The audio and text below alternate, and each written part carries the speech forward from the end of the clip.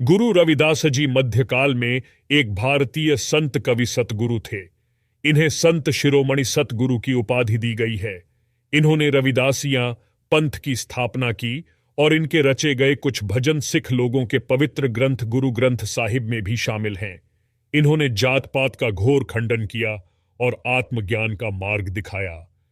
संत शिरोमणि सतगुरु श्री रविदास जी महाराज। रवि, जन्म नाम सी 1373, वाराणसी दिल्ली सल्तनत। मौत सी 1528, वाराणसी दिल्ली सल्तनत। आवास सीर गोवर्धन काशी। उपनाम रैदास। पेशा संत। प्रसिद्धि का कारण सतगुरु के रूप में सम्मानित और गुरु ग्रंथ साहिब में शामिल भजन, मीराबाई के गुरु और कबीर से मिलन जीवन संपादित करें। गुरु रविदास जी रैदास का जन्म काशी में माघ पूर्णिमा दिन रविवार को संवत 1377 को हुआ था। उनका एक दोहा प्रचलित है, 1433 की माघ सुदी 15। दुखियों के कल्याण हित प्रगटे श्री गुरु रविदास जी। उनके पिता संतोख दास तथा माता का नाम कलसाएं देवी था। उनकी पत्नी का नाम लोना देवी बताया जाता है। रविदास ने साधु संतों की संगति से पर्याप्त ज्ञान प्राप्त किया था। रविदास चमार जाति में जन्मे और जूते बनाने का काम किया करते थे और ये उनका व्यवसाय था और अपना काम पूरी लगन तथा परिश्रम से करते थे और समय से काम को पूरा करने पर बहुत ध्यान देते थे। उनकी समय अनुपालन की प्रवृत्ति तथा मधुर व्यवहार के कारण उनके संपर्क में आने वाले लोग भी बहुत प्रसन्न रहते थे। प्रारंभ से ही रविदास जी बहुत परोपकारी तथा दयालु थे और दूसरों की सहायता करना उनका स्वभाव बन गया था। साधु संतों की सहायता करने में उनको विशेष आनंद मिलता था। वे उन्हें प्राय मूल्य लिए बिना जूते भेंट कर दिया करते थे। उनके स्वभाव के कारण उनके माता पिता उनसे अप्रसन्न रहते थे। कुछ समय बाद उन्होंने रविदास तथा उनकी पत्नी को अपने घर से निकाल दिया। रविदास पड़ोस में ही अपने लिए एक अलग इमारत बनाकर तत्परता से अपने व्यवसाय का काम करते थे और शेष समय ईश्वर भजन तथा साधु संतों के सत्संग में व्यतीत करते थे। सुप्रसिद्ध युवा कवि गोलेंद्र पटेल ने अपनी कविता कठौती और करघा में काशी के संदर्भ में कहा है कि रैदास की कठौती और कबीर के करघे के बीच तुलसी का दुख एक सेतु की तरह है, जिस पर से गुजरने पर हमें प्रसाद, प्रेमचंद व धूमिल आदि के दर्शन होते हैं।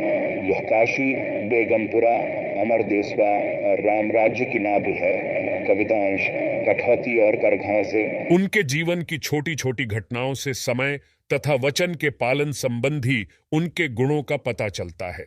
एक बार एक पर्व के अवसर पर पड़ोस के लोग गंगा स्नान के लिए जा रहे थे। रैदास के शिष्यों में से एक ने उनसे भी चलने का आग्रह किया तो वे बोले, गंगा स्नान के लिए मैं अवश्य चलता, किंतु गंगा स्नान के लिए जाने पर मन यहां लगा रहेगा तो पुण्य कैसे प्राप्त हुआ है। मन जो काम करने के लिए अंतकरण से तैयार हो वही काम करना उचित है। मन सही है तो इसे कठौते के जल में ही गंगा स्नान का पुण्य प्राप्त हो सकता है। कहा जाता है कि इस प्रकार के व्यवहार के बाद से ही कहावत प्रचलित हो गई कि मन चंगा तो कठौती में गंगा। रैदास ने ऊंच नीच की भावना तथा ईश्वर भक्ति के नाम पर किए जाने वाले विवाद को सारहीन तथा निरर्थक बताया और सबको परस्पर मिलजुल कर प्रेम पूर्वक रहने का उपदेश दिया। वे स्वयं मधुर तथा भक्तिपूर्ण भजनों की रचना करते थे और उन्हें भाव विभोर होकर सुनाते थे। उनका विश्वास था कि राम, कृष्ण, करीम, राघव आदि सब एक ही परमेश्वर के विविध नाम हैं। वेद, कुरान, पुराण आदि ग्रंथों में एक ही परमेश्वर का गुणगान किया गया है। कृष्ण, करीम, राम, हरि, राघव जब लग एक न देखा। वेद कतेब कुरान पुराणन सहज एक नहीं देखा। चारों वेद के करे खंडौती, जन रैदास करे दंडौती। उनका विश्वास था कि ईश्वर की भक्ति के लिए सदाचार, परहित भावना तथा सद्व्यवहार का पालन करना अत्यावश्यक है। अभिमान त्याग कर दूसरों के साथ व्यवहार करने और विनम्रता तथा शिष्टता के गुणों का विकास करने पर उन्होंने बहुत बल दिया। अपने एक भजन में उन्होंने कहा है, कह रैदास तेरी भक्ति दूरी है, भाग बड़े सो पावे, तजी अभिमान मिटिया पापर, पिपलक हवे चुनि खावे। उनके विचारों का आशय यही है कि ईश्वर की भक्ति बड़े भाग्य से प्राप्त होती है। अभिमान शून्य रहकर काम करने वाला व्यक्ति जीवन में सफल रहता है, जैसे कि विशालकाय हाथी शक्कर के कणों को चुनने में असमर्थ रहता है, जबकि लघु शरीर की पिपीलिका, चींटी इन कणों को सरलता पूर्वक चुन लेती है। इसी प्रकार अभिमान तथा बड़प्पन का भाव त्याग कर विनम्रतापूर्वक आचरण करने वाला मनुष्य ही ईश्वर का भक्त हो सकता है।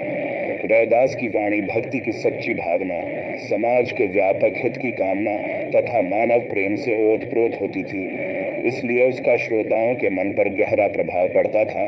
उनके भजनों तथा उपदेशों से लोगों को ऐसी शिक्षा मिलती थी जिससे उनकी शंकाओं का संतोषजनक समाधान हो जाता था और लोग स्वतः उनके अनुयायी बन जाते थे। उनकी वाणी का इतना व्यापक प्रभाव पड़ा कि समाज के सभी वर्गों के लोग उनके प्रति श्रद्धालु बन गए। कहा जाता है कि मीराबाई उनकी भक्ति भावना से बहुत प्रभावित हुई और उनकी शिष्या बन गई थी।